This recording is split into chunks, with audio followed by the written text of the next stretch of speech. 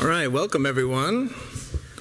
Thank you for coming. I hear there is some really bad traffic, so hopefully folks will be rolling in as we get started, but I didn't want to delay you for too long. I know this evening is usually, we have first our presentations, then the opening reception, and then usually you want to go celebrate your seniors. We have graduation coming up in a week and a half, but for the students in this program, this is really the culminating experience. And so I'm really happy that you're here to celebrate with them tonight. My name is Matthew Clay Robinson. I'm the gallery director, and I've been working with the seniors this semester to prepare for tonight. And we have 7 graphic design majors graduating and 1 fine art. So for our presentations, we're going to begin with the fine art student so that all of the graphic design presentations are together. Our 1 fine art major has 3 individual bodies of work, so in a way trying to balance things out. When you go into the show, Pat's work will be on the right and has 3 clusters of work, and then the rest of the exhibition as you make your way around are graphic design projects. They're senior projects, and they had a common prompt to consider how they as designers can make an impact on their world. And so that's something that you will notice in their presentations. That's a common theme that runs through them. The presentations are 6 minutes and 40 seconds each. They have 20 slides for 20 seconds. So that will bring us up to just a little after 6 p.m. And then we will have refreshments out in the lobby. At that point, you can go in and see the exhibition. Seniors have brought their portfolios. This is something that they have put a lot of care into, and of course, you all want to see them employed, so you're going to do everything you can to protect those portfolios as we look at them. The students will show you some of the work that they've made over the last 4 years. And one thing I would ask is that we keep the food out in the lobby and hands clean that are touching those portfolios. I'm sure it goes without saying, but might as well say it because we wouldn't want to be wrong about that. So our first presenter is Pat Nieves Rodriguez, and I'm going to pull up your presentation, Pat.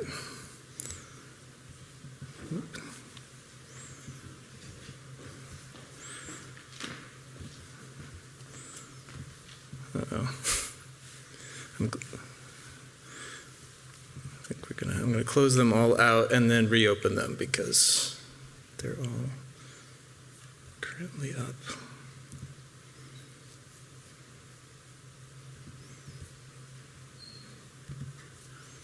Okay.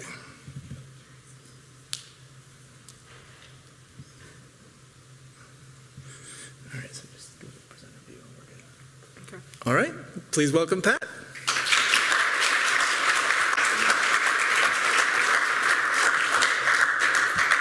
Wait, where's presenter view? I'm sorry. Oh, start from By the way, we all use Macs, and this is not a Mac. Okay. Hello, everyone. My name is Pat Nieves Rodriguez. I'm a fine art student here at YCP, the only one presenting here today, and this is my personal narrative presentation. About me. I was born in Germany. This is the town I was born in. However, my father's Puerto Rican and my mother's Russian. My father used to be in the military, so we moved around a lot when I was younger. I was raised by parents who enjoyed video games, as well as a father who loved comics and anime and cartoons. I often sat on my father's lap and watched as he played World of Warcraft. As a result, I developed a love for video games. Some of my favorite video games include Cuphead, Hollow Knight, and Pokemon. I also have a strong love for animation. It started with SpongeBob as I was a kid, but persisted as I got older with Invader Zim, and later into early adulthood with JoJo's Bizarre Adventure. All of these series still hold a spot in my heart, even to this day, as I will rewatch them from time to time.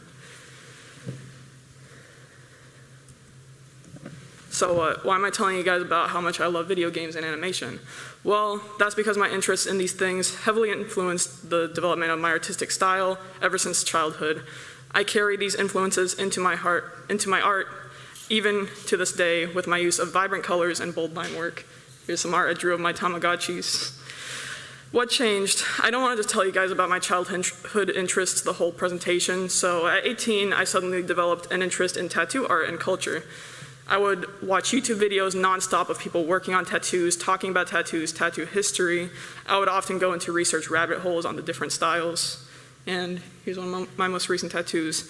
In an effort to immerse myself in tattoo culture, I began going to conventions on a yearly basis. So far, all of the tattoos I have been from conventions. Becoming a tattoo artist quickly became a huge personal ambition of mine. And don't worry, this wasn't just a phase. This passion held strong for the past 6 years, and now I sometimes try to incorporate elements into my work. This is the work of Kazuaki Kitamura. He is one of the artists I looked up to since the beginning of my love for tattoos. He does work in the Japanese traditional style through tebari, which is the method where you hand poke tattoos using needles on sticks.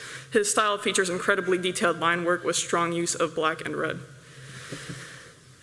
And here are some examples of the style of American traditional tattoo. These were done by a man known as Sailor Jerry, who specialized in this style. The style uses thick lines and vibrant, limited color palette, and uses a less is more approach. Because of this, the style is known for its great longevity, as it remains easy to read even as it blurs. Now I'll be moving on to some of my most recent work. Over the summer, I went to the Villain Arts Tattoo Convention in Houston, where I saw some flash sheets of bat faces. Flash sheets are basically pages filled with pre-drawn work that people can select from instead of getting something custom drawn. Bats are some of my favorite animals, so I was inspired to try sketching up my own quick designs. Next up is my American Tattoo series, which is over in the gallery right now. For this series, I used animals and imagery commonly associated with American traditional tattoos. Since the style has nautical roots, I went for a shark and anchor for this one. I focused on using bold lines and vivid colors.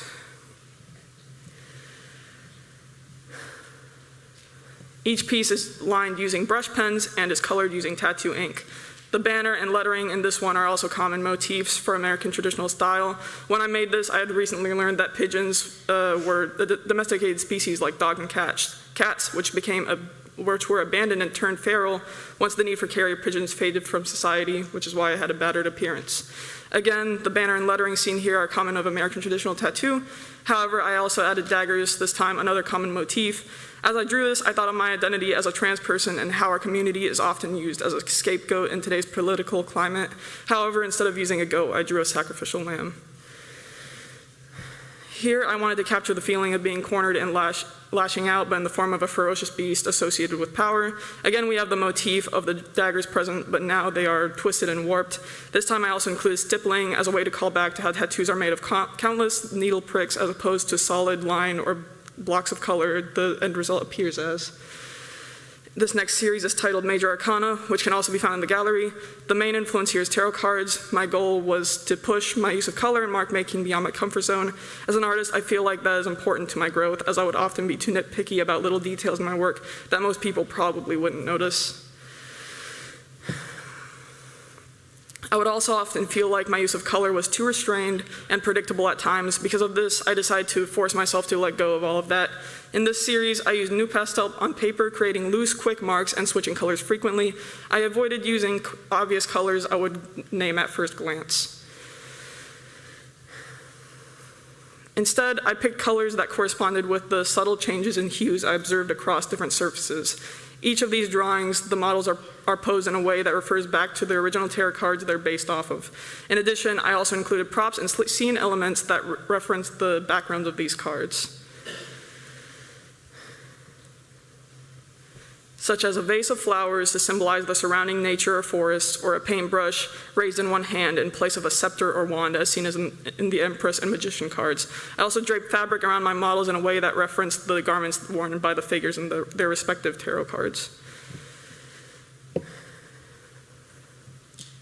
For the magician here, I draped red fabric around him, symbolizing the red cloak the magician wears in the traditional tarot cards. I rendered the faces less detailed because I wanted these pieces to be more about the cards themselves rather than the identity of the models. But that being said, I'd still like to shout out Paige and my wonderful partner for helping me create this series. And lastly, I'd like to show this woodcut I made in printmaking last semester. I have a deep love for my friends and partner and wanted to pay them homage by creating a piece of all of us together. The theme was everyday life, but this was a very special moment for me, as the three friends in the back are long-distance friends of my partner and I, making this a very special moment for us. Thank you everyone so much for your time and coming out here this evening. I'll now make way for our graphic designers.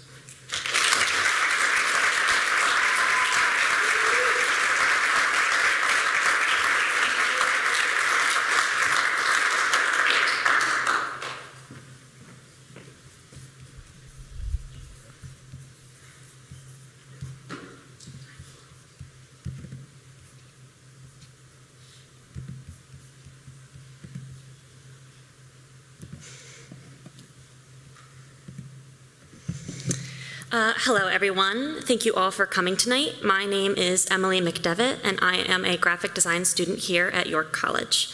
Throughout my time here as a graphic design student and within my senior thesis project are the themes of growth, and of exploration.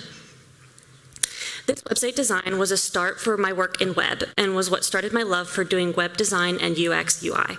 This website was created through being given many assets and then having to create a website with them. Throughout my time at York, I always tried to bring web design elements into the different kinds of work that I create here. Tats on Tap is a collaborative logo and letterhead system that I created. This project started by having a group of students come up with the somewhat irresponsible idea of a tattoo parlor and tap room. This then allowed us to go into our own interpretations of what the logo should look like.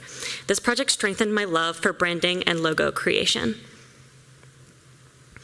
This is another one of my web projects, a redesign of the Craigslist website. Navigating Craigslist felt very confusing to do, and I felt that I could use a design touch-up. I wanted to increase the usability of the website through making clear segments and research options. I found it really rewarding to create something easier to use and easier to understand. This is another branding project that I worked on, Dark Energy. This is a brand for a K-cup based on alchemy, with the logo being the symbols for earth and water combined. What was unique about this K-cup design project is that it was completed within 1 week, proving my abilities to quickly create solid branding under a very tight deadline. This was a publication project called Wiki Rabbit Hole. This booklet was how different Wikipedia links lead to one another in surprising and strange ways. This project was a fun way to play with creative layouts and using fun images in a variety of ways to supplement the text, such as adding a collage in the background for the cover of the booklet, which is something we'll come up later. This project, Foul Play, is my most recent branding project that I have worked on. It is for a chicken dry rub brand. I designed the logo, packaging, an advertisement, and a branding guide, all following a similar design style. This project was really fulfilling for me as an artist, as I love being able to be a part of every element of this fictional brand.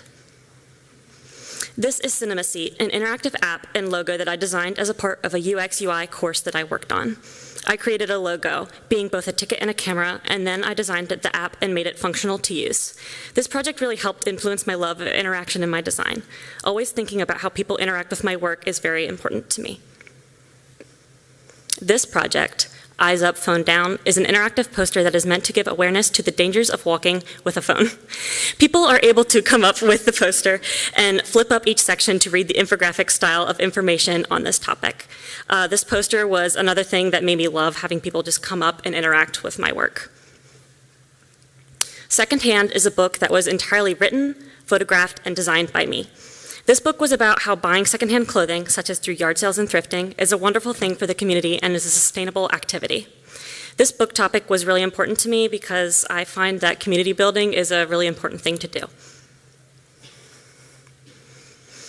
Something I came to realize after creating many projects here is my love for having interactive elements to my design. In specific, I love UX/UI as a facet of design. Thinking about how people interact with my work and then problem solving for how people use it is really fun to me, and it feels like designing a puzzle and getting to solve that. Another element for my final project is the important idea of hand-me-downs. As a younger sibling, I've had a lot of important hand-me-downs, such as my sister's graduation cap and gown, which I'll be using at graduation, and her car that she gave to me when she moved to New York. She was the one who inspired me to create this senior project.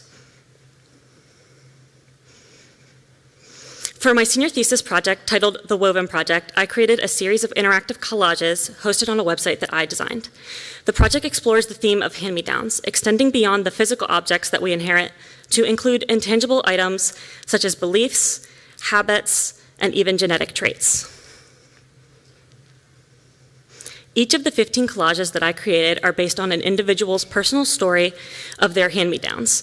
To gather these stories, I created and then sent out an anonymous Google form that I shared with friends, classmates, and then they sent it around to people that they know as well. I also gave these questions to people in person to gather their stories as well. For the collages that are a part of the project, I use items that were found in magazines and books and that have elements made for collages, and then cut them out and then scan them in digitally to use for my collages. I use these elements to create a collage that was inspired by a story that was shared with me, and I really enjoy the strange and whimsical nature of collage. For the logo, I focused on an overlapping and overprinted text to create that idea of connectivity and interaction. The website includes woven imagery and collage elements. There is a page with the collages, and by clicking them, it will take you to a page where you can interact with the collage. I also created an Instagram for this project as well. In each poster, interactivity is something that is key to understanding how the design functions. By hovering, clicking, and scrolling, elements move in the collage to help expand upon the story that it is telling. For example, the gavel breaking in that image down there is showing the story of a person trying to break away from the judgmental nature of their parents. So what is next after I graduate this semester? I am very thankful to have been given a full-time position as a graphic designer at York Wall Coverings, and I look forward to working for them after I graduate. I also will be planning to continue this project and creating collages, as I found a lot of joy bringing these collages to life. To end my presentation, I just wanted to give a thank you to all the people who helped me along the way. So thank you, Mom and Dad, for always supporting me, and thank you to Alyssa, my sister, for being an incredibly hardworking and empathetic role model. And thank you all for coming to the exhibition tonight.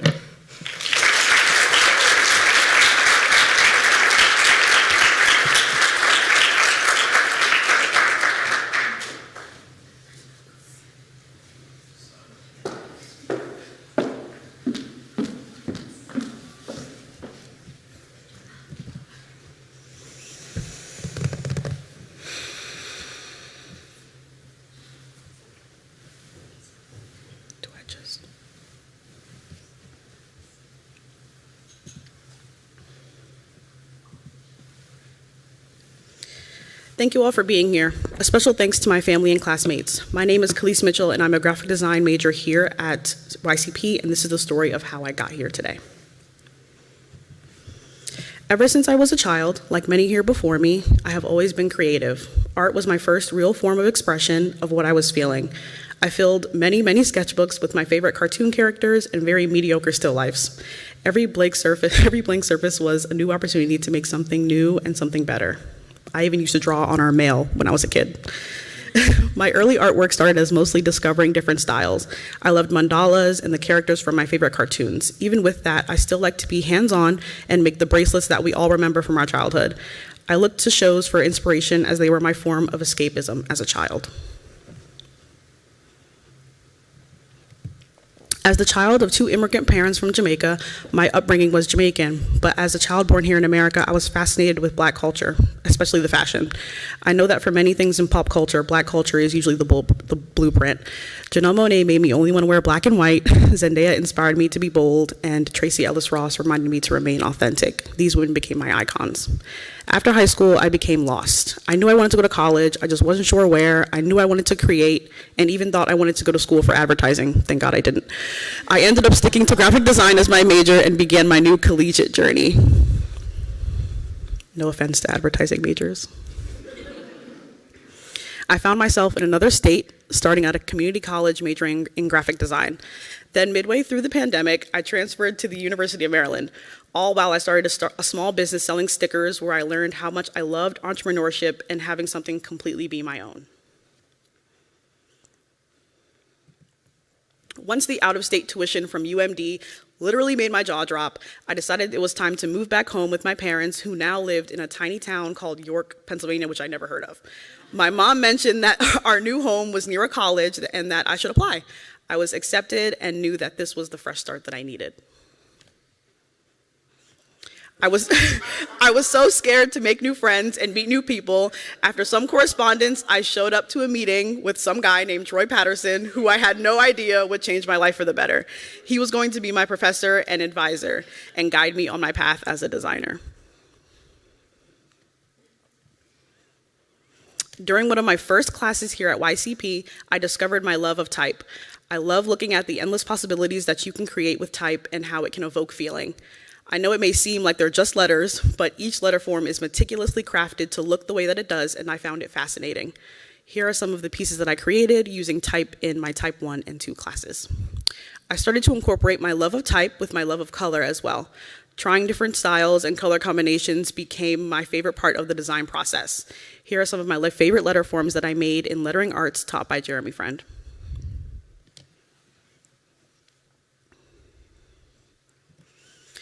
During my time in print production and publication design, I was beginning to find my voice in my own designing style. I used a lot of solid color and interesting motifs to not only add to the page, but to add to the overall feeling of the text. I also enjoyed setting type and making the page look pleasing to read and easy to understand for the viewer. During publication design, I had the opportunity to create a self-published book called Melanin Magic. Melanin Magic is a deep dive into Black culture focusing on family, fashion, and food. Although my upbringing is Jamaican, as I mentioned, I was born in America, so I used this book as an opportunity to do a deep dive into that part of my history. Being a Black woman is the largest part of my identity. It's something that I'm immensely proud of. Being at YCP, where I am the minority, only intensified that feeling. I feel obligated to bring my Blackness into everything that I do in order to make my voice be heard. As I begin rounding out my time at YCP, I tried to sprinkle a little bit of myself into everything that I created. Junior Design Studio was one of my favorite classes at YCP, even though it involved many tears and it's all a blur at this point. I was able to take a deep dive into branding, and now that I had the design skills, I was able to bring brands that I thought of years ago to life.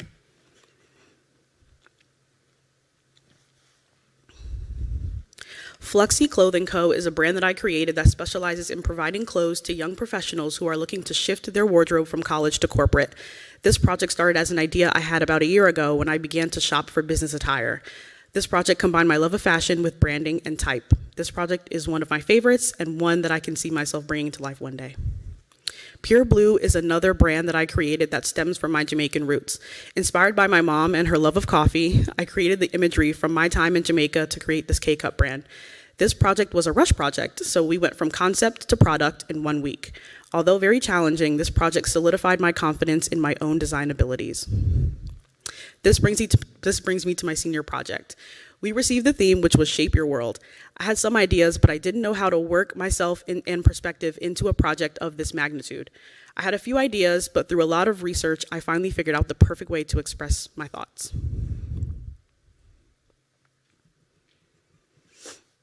During my research, I was forced to take a deep dive into self-reflection and the things that make me, me.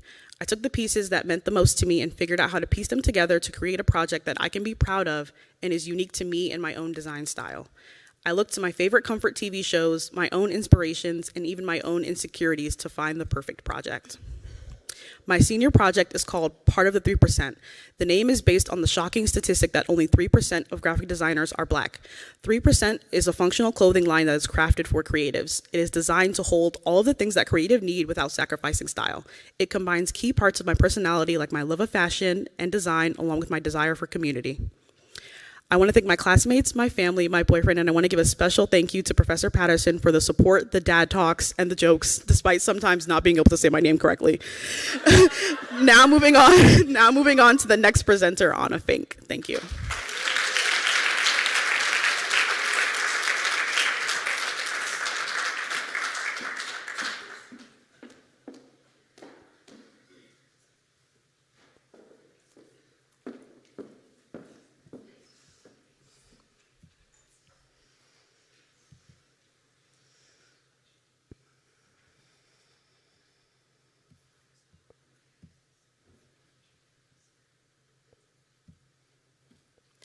Good evening, everyone. My name is Anna Finke, and welcome to my senior presentation, My Graphic Design Journey. When I was adopted from Latvia in 2014, I began a journey that changed my life. Before that, my life was on a path that did not include college. 10 years later, I'm about to graduate with a graphic design degree. As I look back on my work, I realized my life experience played a major role in my senior project and desire to help others, especially children. I discovered graphic design while I was a nursing major. I was taking a class in a Wolf Hall, and we had to create a recruitment poster. As I started designing, I realized how much I enjoy using visual to communicate ideas. After I switched my major to graphic design, one of my first classes was in digital design. I really enjoyed learning how to use technology to create design, and I discovered that I loved the combination of art and technology. Another project I really enjoyed was creating a packaging for tea. It was satisfying to see how a 2D design could become a 3D. The project also taught me a lot about the importance of color choices and their meanings. Speaking of color, the Little Giggle design for the children's toothpaste also helped me think about color from children's perspective. I realized yellow and blue was a fun combination and could be appealing to all children in gender-neutral ways. Our Grand Story is a personal book about the bond between my great-grandfather and me that developed after I was adopted at 14, which is the same age my grandfather moved to the United States. This was a challenging project that made me reflect a lot about where I came from and where I am now in life. A valuable experience was my internship with the UPMC Pinnacle Foundation. This was a wonderful opportunity because it blended my desire to help others, the classes I took as a nursing major, and my graphic design classes and skills. My senior project is the creation of Joyful Givers care package to support children in foster care and orphanages around the world. I used Adobe Illustrator to create the box design and a logo and had the design printed to match the dimensions of the box. The Joyful Giver concept also included the creation of a website that people can visit, send these packages, and donate to orphanages that worked with Joyful Givers. I used Wix to create the website. I added stock images and photos that I took of the concept box that I created for the website. I used light techniques that I learned in my photography classes to show box in the best light.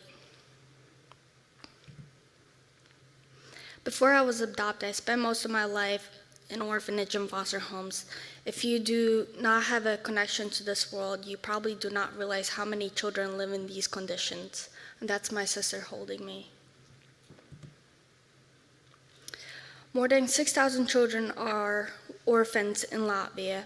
There are more than 153 million orphans in the world. There are approximately 2.7 million children in alternative residential care.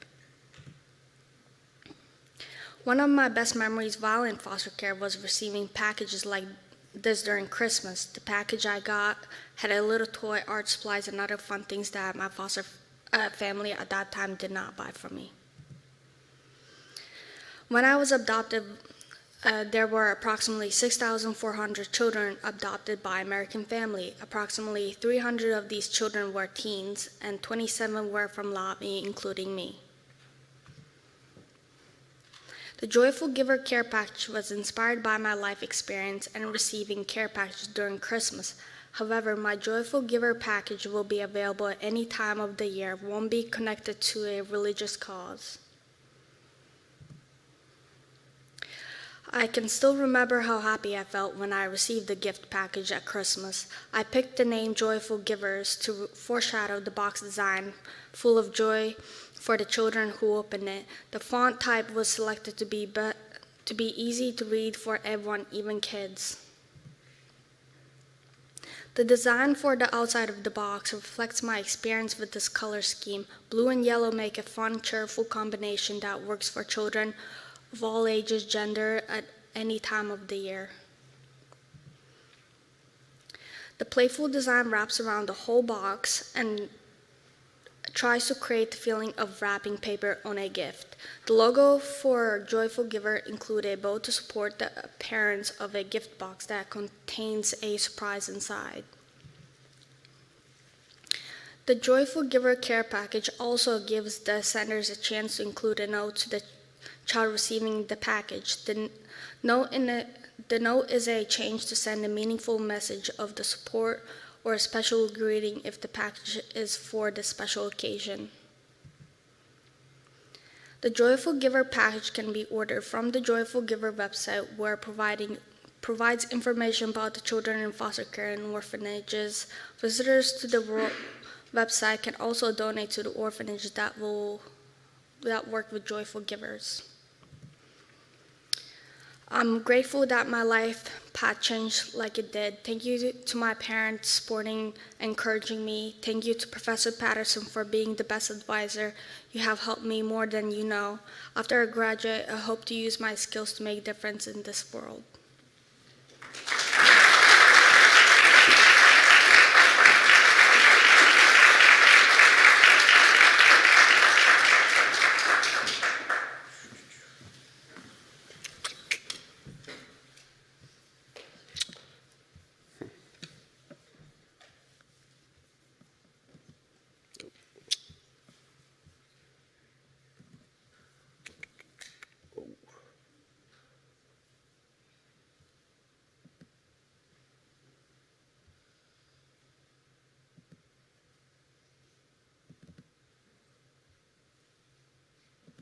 Sorry, I'm just pulling it up right now. Okay. Oh.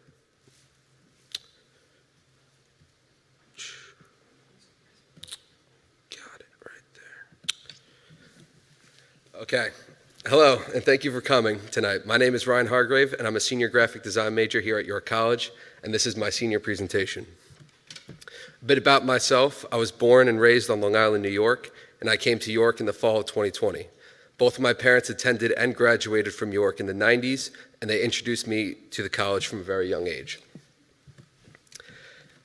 The man you see here is my grandfather, who has been a constant mentor in my life. From a young age, he helped me recognize my passion for art. He also is a creative individual, and he has devoted much of his life to the creative arts. What you see on screen now are some of his works that he's done. The woman you see here is my high school teacher, Nicole Lynch. She helped me elevate my creative abilities in graphic design and encouraged me to pursue a career in this field. What you see on screen now are some of my early high school design projects, which is a reflection of the beginning of my design journey. These two individuals helped shape me into the designer I am today, and without their guidance and support, I wouldn't be where I am today. Their mentorship strengthened my design skills and inspired me to push my creativity.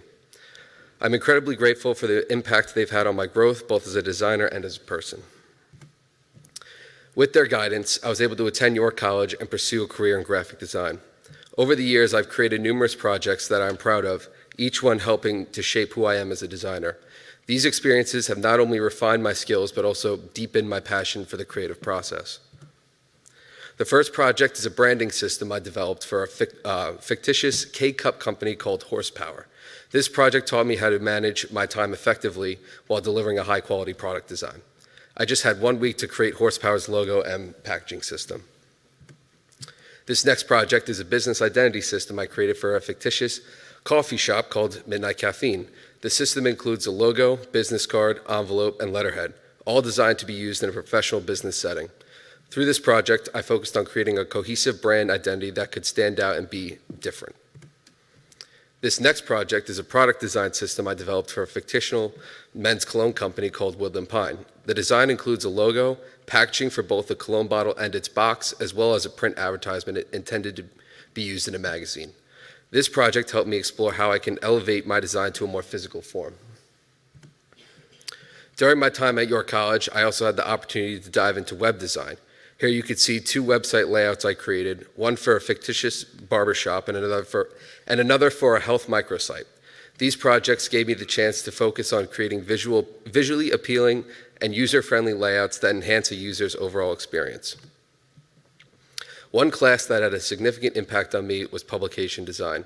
It provided me with the opportunity to deepen my understanding of how effectively I can create publications. The projects displayed here include my documentation book, wiki reader, newsletter, and simple content booklet. These are amongst the most successful projects I have completed at York College, and I am proud of the high-quality work I was able to produce. All of these projects have played a key role in shaping my design style and who I am as a designer today. For my senior project, I wanted to create a piece that combined all of these skills, both publication design, branding, business identity, and web design. For my senior thesis project, I created a fictitious company called Nexus Guidance. Nexus Guidance is a web platform designed to connect individuals with mentors who can assist them with various challenges, while also offering the opportunity for users to share their expertise and support others in need. The brand logo for Nexus Guidance features a compass star symbolizing guidance for individuals who may feel lost or in need of direction. The blue color scheme is used to evoke a sense of security and professionalism, reinforcing the company's commitment to providing reliable support. Nexus Guidance's website enables users to connect through a category or user search, making it easier for mentors and mentees to find each other and match with one another. Users can also leave reviews and share personal experiences from their time together, providing valuable insight for others about how the service works. In addition to Nexus Guidance website, the company also features an infographic brochure that offers key information about the platform. The goal of the brochure is to reach a broader audience who might be interested in the company, using print media as a means of outreach. Along with the infographic brochure, Nexus Guidance also uses a magazine print advertisement to advertise the company in a similar way. By using print media, the company aims to increase visibility and reach potential users who may prefer traditional forms of marketing. This approach complements the digital presence of the website as well. So why is this important? Nexus Guidance is a company that can help shape the world. The power of human connection and mentorship is often underestimated, yet it plays a crucial role in personal growth.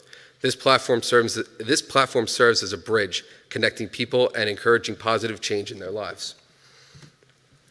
Nexus Guidance is inspired by my own growth through mentorship. The mentors who have guided me throughout my life have played a key role in shaping who I am today.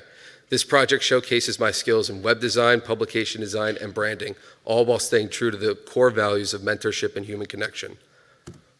I'd like to thank everyone for being here tonight, and I also want to express my gratitude to all those who have helped me reach this point.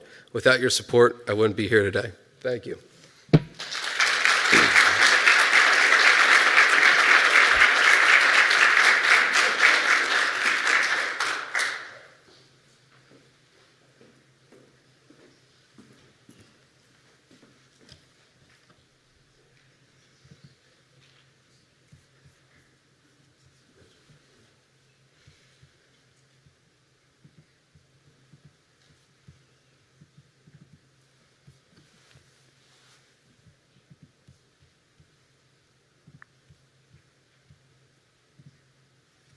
Hello, my name is Aisha Bhatti. I'm nervous but excited to take you through my journey as a designer and the development of my senior project, Gaza: A World Apart. As a mother, my perspective on design influences certain aspects of my work, especially in creating pieces with deeper meaning reflecting serious real-world issues. My background in graphic design has always been about creating work with a purpose, or at least I try to.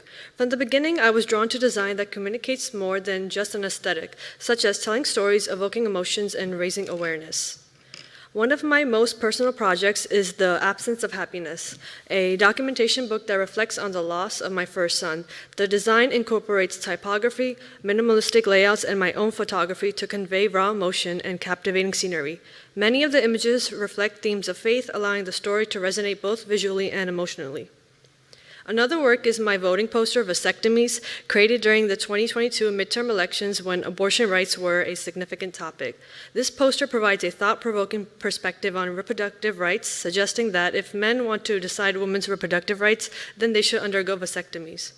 Additionally, my woodcut piece, Snack and Chill Time, depicts a personal moment of balancing school and caring for my son. It shows him watching cartoons while I worked beside him, reflecting the emotional challenge of balancing academic and maternal responsibilities. My personal experiences as a mother heavily influenced my senior project. I can't imagine the pain and suffering of mothers in Gaza, especially those who are holding their dead children in their arms, knowing they can't protect them from violence around them. I've been deeply affected by the ongoing crisis in Gaza. Watching the news and seeing the suffering of Palestinians, especially the children, has kept me awake many nights. I've cried for these innocent lives lost. I've asked myself, what can I do beyond donating or boycotting? This senior thesis project is my way of doing something. To communicate the intensity and urgency of the situation in Gaza, I started out my project with bold colors instead of muted tones. The strong, vivid hues reflect the stark and urgent reality of the conflict, highlighting the extreme nature of what's really happening there. My senior project, Gaza: A World Apart, is based on data and facts. By using statistics and infographics, I aim to highlight the gravity of the situation in Gaza. This approach allows me to show the harsh realities without relying on images which are not allowed due to copyright restrictions. Since images can't always be used, I turn to icons to represent concepts and make the information clearer. Icons are simple but effective tools to communicate complex ideas in a visually accessible way, helping to convey critical information without distractions.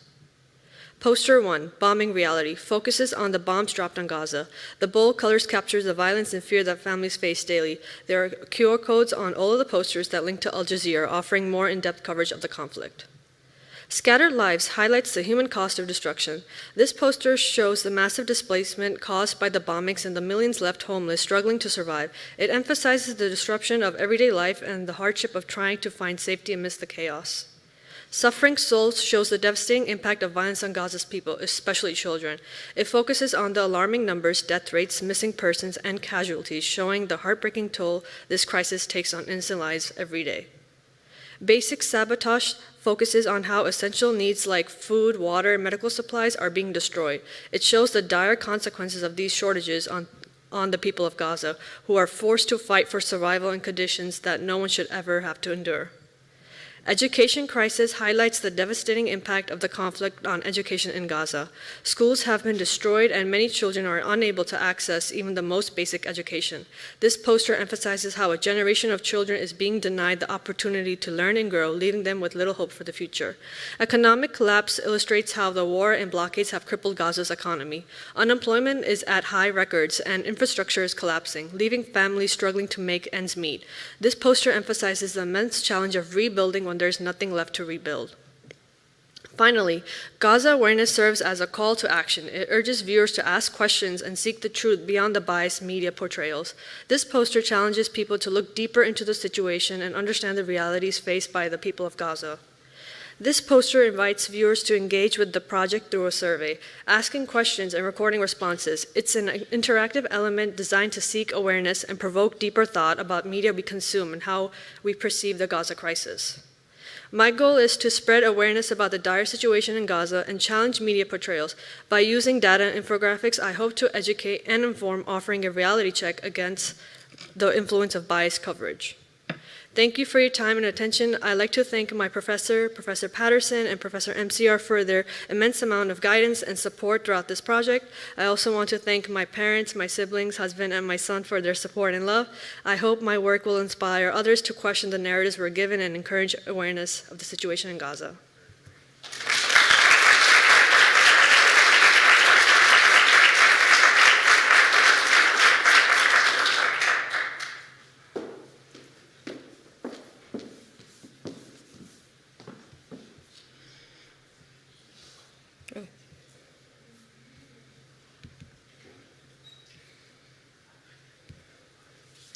So hi, I'm Jess Wittenmeyer, and I consider myself a maybe sort of kind of artist. I'm a graphic designer, and I'm proud to be one. When I was younger, I always wanted to be an artist. I loved art. I loved drawing and coloring. I always looked forward to art class. It was one of the few subjects I actually excelled in my public school career.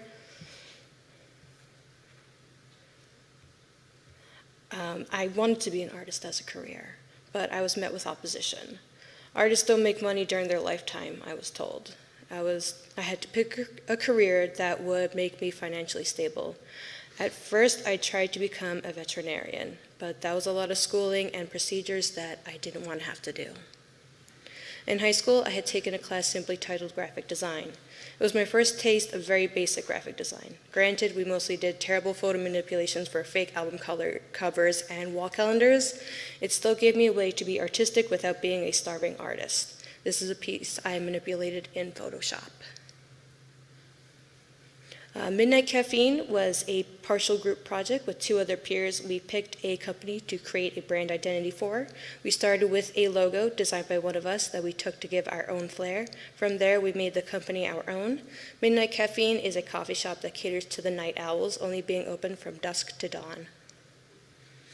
Alfred was a week-long rush project for a Keurig coffee brand. The logo and packaging were created within a week. Alfred is a coffee company based on the brightest star in the Pisces constellation, and each additional coffee flavor is named after a star in the constellation. Low Sugar is a low-carb, low-sugar bakery I created in my junior year. Although they cater more towards diabetics and keto diets, anyone is welcome to enjoy their sweet treats. The logo you see pictured is my own work.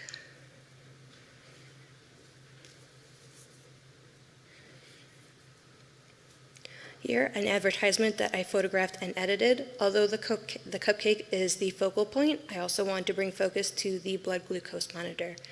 And on the right is a mock-up of the packaging sign. The actual crafted piece can be seen outside in the hall in the showcase. So I am a diabetic. I've been officially diagnosed for roughly 3 years, oh my God, but I've been diabetic for probably much longer. Unfortunately, I wasn't proactive with taking care of my glucose levels, and it escalated.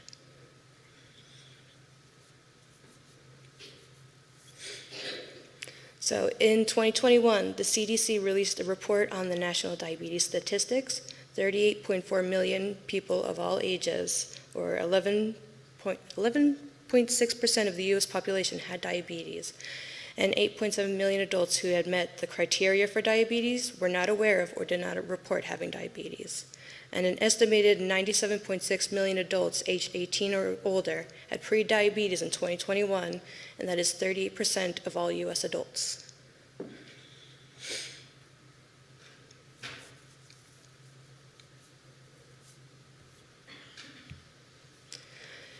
There are 352,000 children and adolescents younger than age 20 years, or 35 per 10,000 U.S. youths that have been diagnosed with diabetes.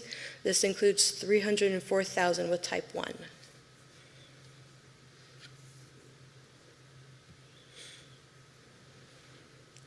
In October of this year, I lost my grandmother to cancer and diabetes. It hit my family hard. We knew it was coming. Her condition was only getting worse. The hospice nurses gave her a week max, but she passed only a couple days later.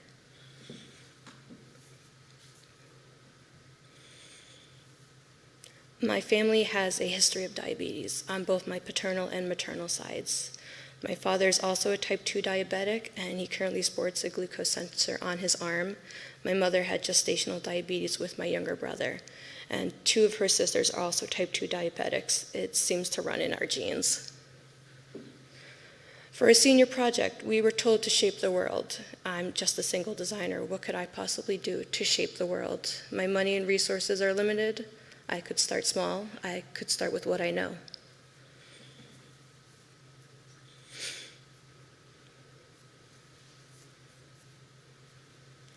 As a diabetic, I rely on glucose monitors to keep my glucose levels within a normal range, but the sensor stickers I've seen just don't work for me.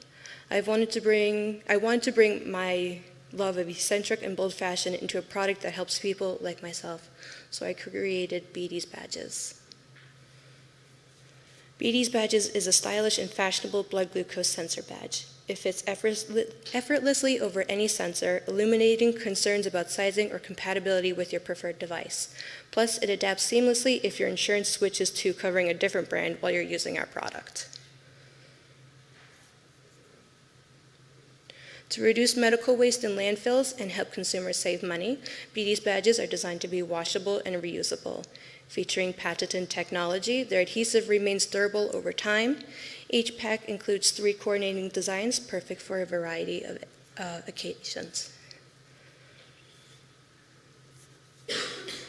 As a diabetic, I sometimes feel ashamed of my illness. It often comes with preconceived judgments.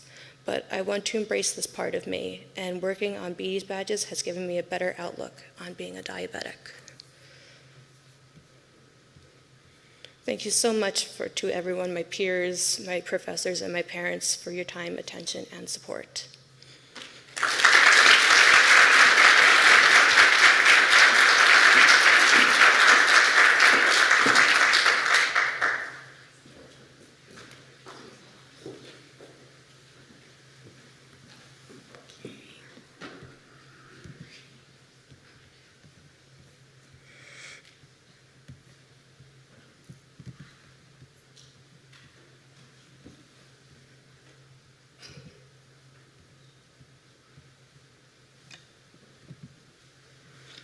Hi, my name is Anya Floge, and this evening I will take you through a little part of my journey, what has shaped me, and how I ended up here today standing before you.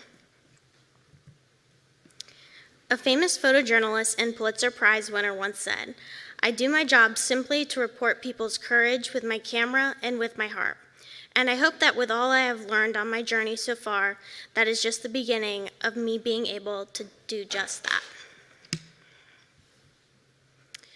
My journey did not start out at York College, but at Gardner-Webb University in North Carolina as a Division I college athlete and not studying graphic design, and simply only concerned about soccer. However, quickly after my first year, I decided that I wanted something different. Instead, I became a college dropout. Deciding to head in a different direction with my life and explore what the world had for me, I boarded a plane for Kona, Hawaii, with my film camera in hand and nothing but excitement to see where this journey would take me.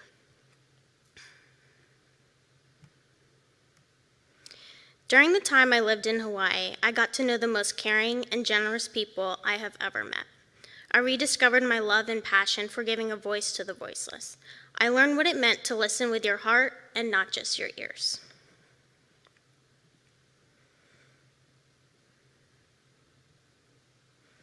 My time in Hawaii was not easy, but I returned to the mainland with a new sense of direction. I had met more strangers and had been entrusted with more stories than I had ever been in my whole life. I learned that a picture could speak 1,000 words and that it could also make someone feel worthy of someone's attention. Deciding to return to college was a difficult decision for me, but I returned. I eventually ended up here at York College of Pennsylvania. At the age of 22, never having taken a graphic design class or worked in Adobe. I was in a new state, I had no friends or family, and I was utterly terrified. This, however, quickly changed.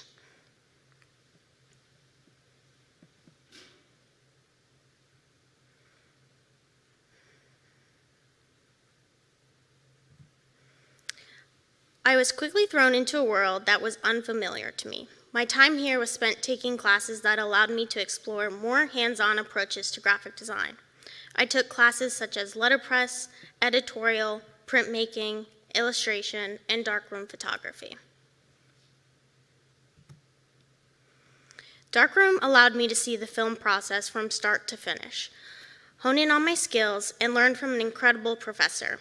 It caused me to slow down and focus on the process of creating and being present.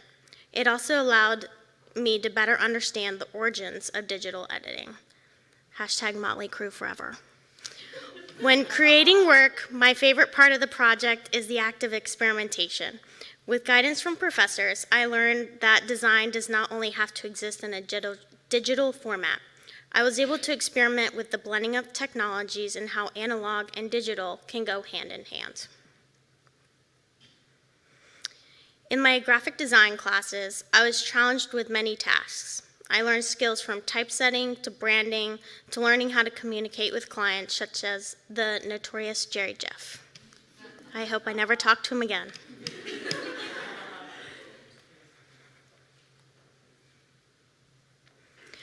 One of my largest projects was to design a book, mine consisting of 112 pages with over 10,000 words. My book was a collection of stories as well as my own. I told stories through imagery, shared personal experiences, and connected with others through the process. At YCP, I discovered that design is not only two-dimensional, but multifaceted. It provokes emotion and thought. It sparks joy and laughter, and it tells a story. My deep curiosity for the world and people has fueled much of my life and the projects I create. So, many years ago, I discovered this word called sonder. And sonder is the realization that each random passerby is living a life as vivid and complex as your own. I have always been fascinated by the human experience and those around me. What stories do they hold? How can I better understand this individual? How can I learn from them and their experiences? How are we similar?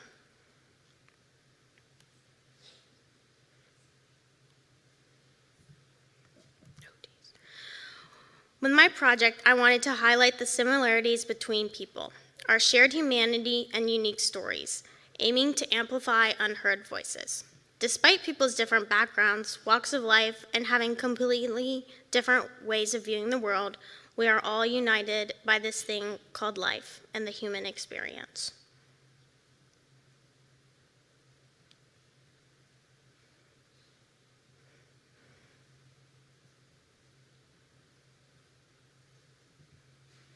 I chose to use analog techniques such as letterpress printing and darkroom photography, both having history and have been passed down through time from one individual to another. I chose to use methods that tied into the idea of human connection. I hope that this project brings people together. I hope that it encourages people to connect and step away from the individualistic way of thinking. I think we forget that there is more to people's stories than we see on the surface. I encourage people to dig deeper, look inward, and then outward at the world around you.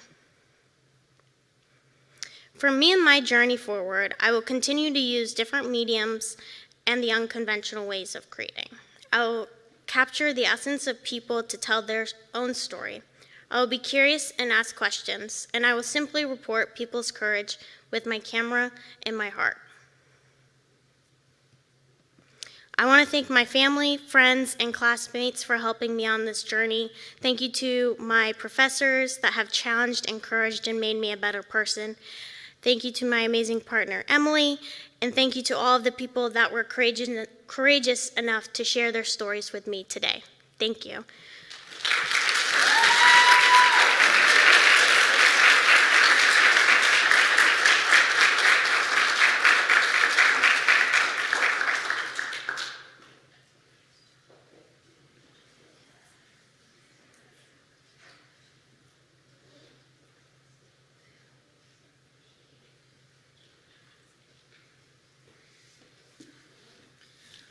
All right, one last round of applause for all of our seniors.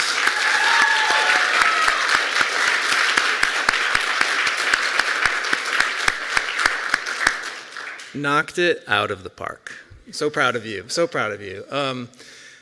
Sorry, I ran up because usually around 15 minutes before this, I hear things clinking and clanking out in the lobby. And all of the images of coffee had me thinking how much we do love coffee. And I ordered coffee for our reception, and I did not hear them delivering it.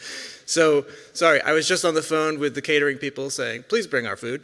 But the good news is that solves the concern about food and the portfolios getting near each other, because the food's not here yet. So I'm going to solve that problem while you have an opportunity to go check out the portfolio. So we will head into the gallery now. I'll open up the doors. You can come in and see the amazing work our seniors have made. And again, thank you so much for being here.